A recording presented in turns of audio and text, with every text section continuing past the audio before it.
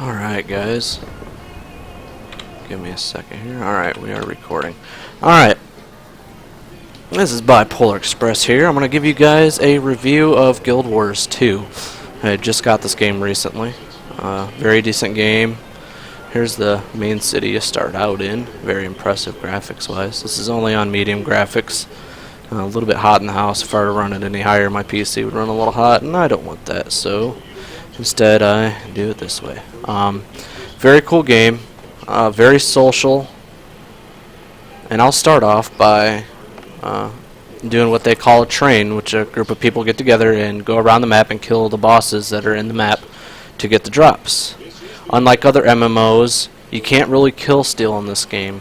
Everybody shares experience, and it's the same. If you know 2 level 80s are here, you get the same experience. And if you're a level 80, it'll scale you down. For example, here I'm level 23, but it scaled me down to 11 to match the area better, which is very, very neat. So you can go anywhere and level up if you so choose to do so, which opens it up as well for a lot of people helping each other out. You don't see it much in games.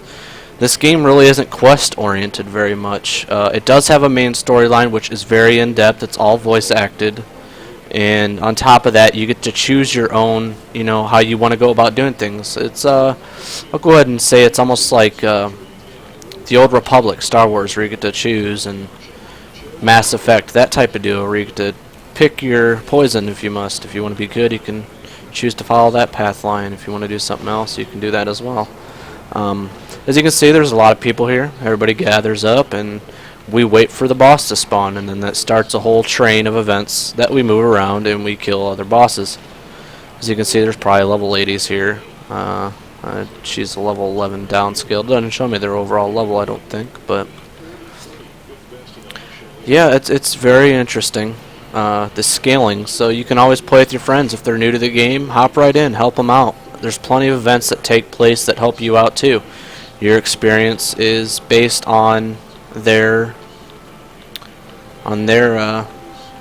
events that you do. It'll scale it to your level, so you won't be getting crap experience. So the board may be a while, but you get the main idea. As you can see here, check that out, the main city. It's absolutely beautiful. Actually reminds me of playing Skyrim a little bit.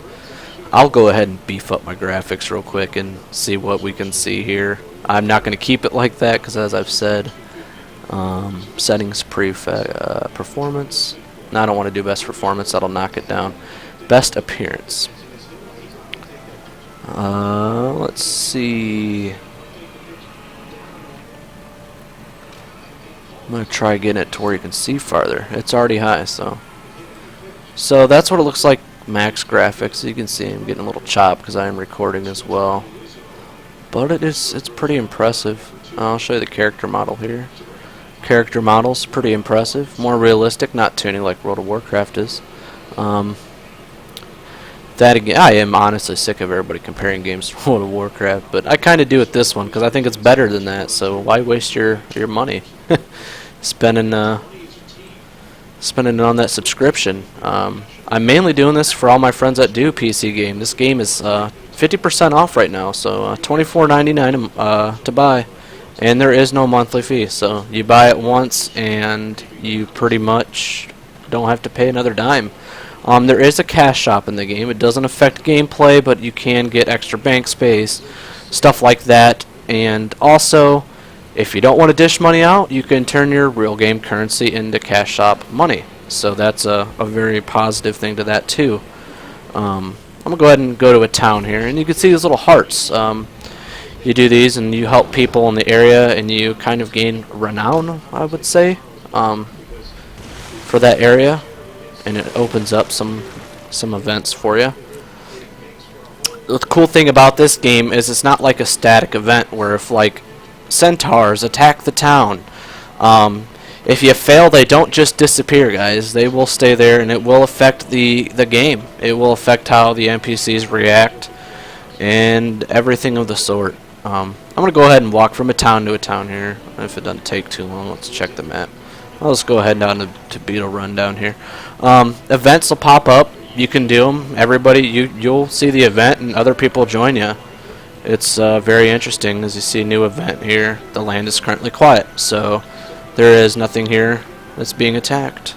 Check this out, guys. It's a twirly fountain. See, they were even smart in these days with their agriculture. So, black cow. Kill me a black cow. Roll around. There's a dodge feature, and unlike other games, once you get killed, you're not necessarily killed. People can come and revive you off the ground. Kind of like when you play Gears of War or something, where you can walk up and revive your friend. You can do that in this game, so that adds a completely different element to the game as well. PvP in this game, there is what they call SPvP and TPvP, which is solo and team. Even if you do solo, you'll still be with a team, but obviously you don't have the organized team gameplay as you would normally if you had friends that were playing with you in PvP, which, you know, could be frustrating at times. This character I have is pretty self-sufficient in PvP. And another factoid about PvP, once you hit level 2, you have access to PvP.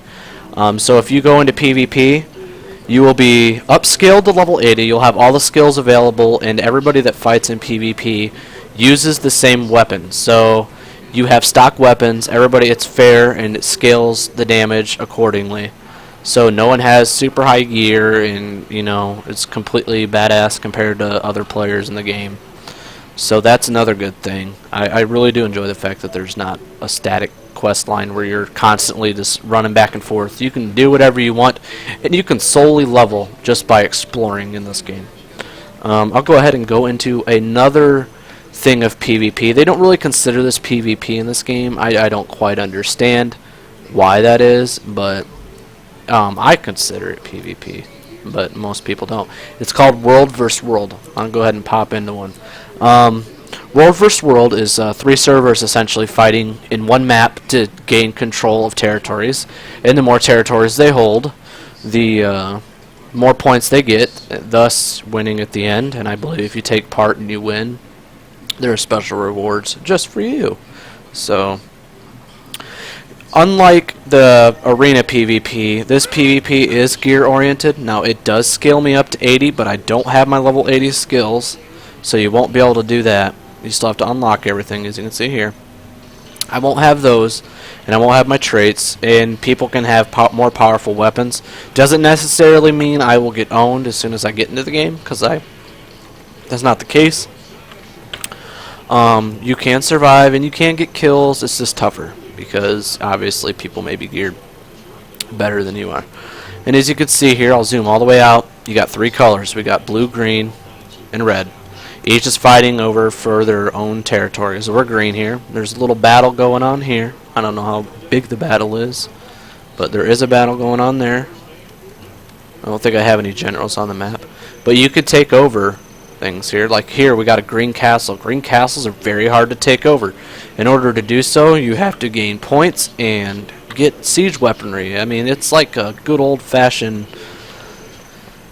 medieval war. You got catapults, trebuchets, everything. Take the gates down, spill oil tar on them. You can do all that. It's pretty quiet here in the home base, obviously, but it's really cool. The PvP is very cool, but they really don't consider this PvP. It is, but it isn't. It's a separate game on its own. So you got 3 servers going at it, and obviously we are actually, looks like we're ahead, so that's pretty neat. You can spawn around, and here you see this little blue. There's a commander you can choose to follow around. Other than that, I'm going to go ahead and stop my review of this game here for you guys. As I said, it is $24.99 right now. It's half off, so if you got the money to dish out, it's definitely worth the game. It's definitely worth the money. You will not be paying every month. So, as I said, a month and a half of World of Warcraft time translates into infinite gameplay for you if you decide to get this game. If you do get it, I'm on Tarnished Coast. Once you pick a server, you're kind of stuck to that server unless you pay to change. That's a downside, but I'm fine with that. My server is pretty dominant in PvP type of games, so that's not a big deal for me. Very enjoyable game. I do believe, for me, it's better than World of Warcraft, just for the fact that I'm not paying. The PvP is balanced, and it's just an all-around enjoyable game. I hope you guys enjoyed this video. I will be posting more later at a later date. We'll go ahead and do some arena PvP at some point. Hope you guys enjoyed and take care.